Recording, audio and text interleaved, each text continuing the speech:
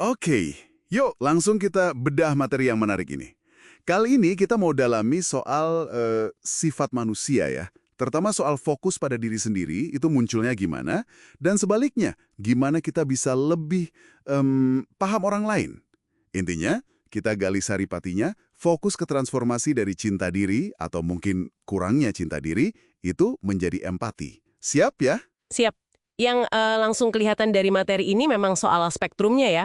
Dari yang namanya narsisme mendalam sampai kemampuan luar biasa buat berempati.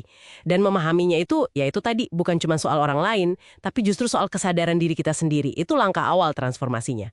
Kita mulai dari narsisme mendalam dulu deh. Ini bukan sekedar katakanlah egois biasa gitu ya, tapi lebih kayak kondisi di mana seseorang itu benar-benar terserap sama dirinya sendiri. Kayak hidup di depan cermin gitu ya. Dunia luar cuma penting kalau mantulin diri dia. Katanya akarnya sering di harga diri yang rapuh gitu. Persis. Ada semacam kekosongan di dalam yang bikin mereka itu butuh banget perhatian dari luar. Terus-menerus. Cuma buat merasa ada. Orang lain ya bisa jadi cuma alat aja buat memenuhi kebutuhan itu.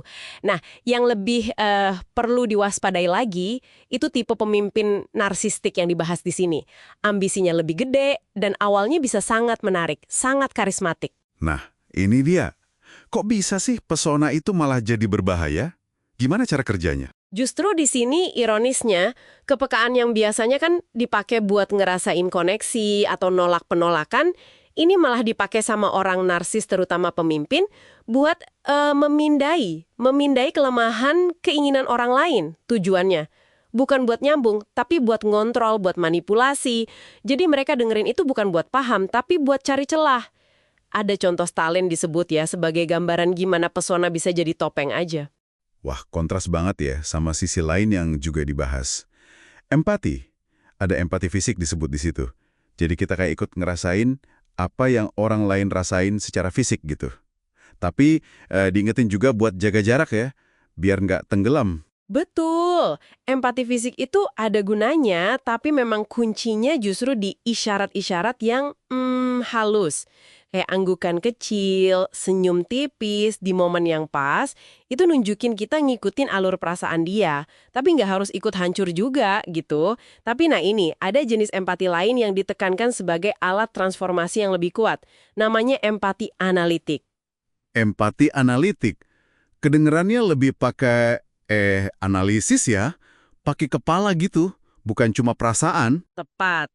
Ini sifatnya melengkapi empati fisik tadi. Jadi nggak cuma merasakan, tapi kita secara sadar menganalisis, ngumpulin informasi, latar belakang orang ini gimana sih, nilai-nilainya apa, konteks situasinya gimana. Ini berguna banget loh, terutama kalau kita hadapi orang yang, aduh susah banget dipahami, atau bahkan yang nggak kita suka sama sekali. Ingat kutipan Lincoln itu, saya nggak suka orang itu, saya harus kenal dia lebih baik. Itu kan tantangan buat ngasah pemahaman kita, bukan sekedar simpati sesaat. Wah, ini benar-benar bisa ngubah cara kita lihat empati ya. Terus gimana dong cara kita menerapkan ini semua? Gimana kita bisa, katakanlah, bergeser dari kecenderungan narsis dalam diri kita, yang mungkin kita nggak sadari, menuju empati yang lebih dalam? Transformasinya gimana? Kunci pertamanya, dan ini ditekankan banget di pembahasan hukum narsisme itu, adalah kesadaran diri yang radikal.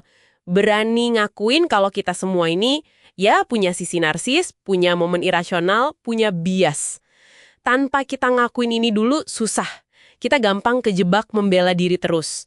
Nah, ini langkah awal yang krusial banget buat transformasi itu. Jadi langkah pertamanya justru nerima sisi gelap atau sisi narsis diri kita dulu ya, baru bisa benar-benar berempati ke orang lain. Bisa dibilang gitu.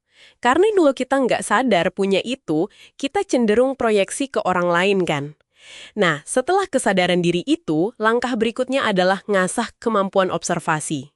Belajar lihat di balik topeng sosial yang sering orang pasang. Perhatiin deh bahasa tubuh yang bocor. Tahu kan? Kayak, kata-katanya A tapi gerak tubuhnya B. Atau sikapnya beda banget kalau ngomong sama si X dibanding sama si Y. Justru kepekaan yang tinggi itu, kalau diarahkan keluar, bukan ke dalam kayak narsisme, bisa jadi modal empati yang kuat banget. Oke, jadi Kalau ditarik kesimpulan nih, buat pendengar kita, apa sih makna utamanya dari semua bahasan soal narsisme dan empati ini? Gampangnya gini, memahami dinamika antara narsisme dan empati ini ngasih kita semacam peta yang lebih bagus buat navigasi hubungan sosial. Ini intinya bukan buat ngejudge, oh si ini narsis, si itu enggak. Tapi lebih ke, memahami kompleksitas motivasi manusia, termasuk motivasi diri kita sendiri juga. Nah, dari situ baru kebuka pintu buat pengembangan diri. Dan juga jadi punya pilihan ya, untuk merespons bukan cuma, bereaksi secara otomatis gitu. Kalau kita kenal polanya, kita bisa milih respons yang lebih sadar, lebih efektif. Tepat sekali. Jadi nggak sekedar kebawa arus emosi sesaat aja. Lebih rasional lah. Nah, sebagai penutup nih, coba ada sedikit PR buat Anda yang dengerin. Gimana kalau minggu ini Anda sengaja coba terapkan empati analitik ini? Pilih satu orang aja deh yang mungkin Anda anggap susah atau kurang Anda suka.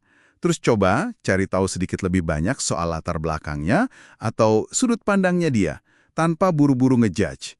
Kira-kira bakal ada yang berubah nggak ya dari cara Anda melihat dia? Sesuatu buat direnungkan ya, coba aja.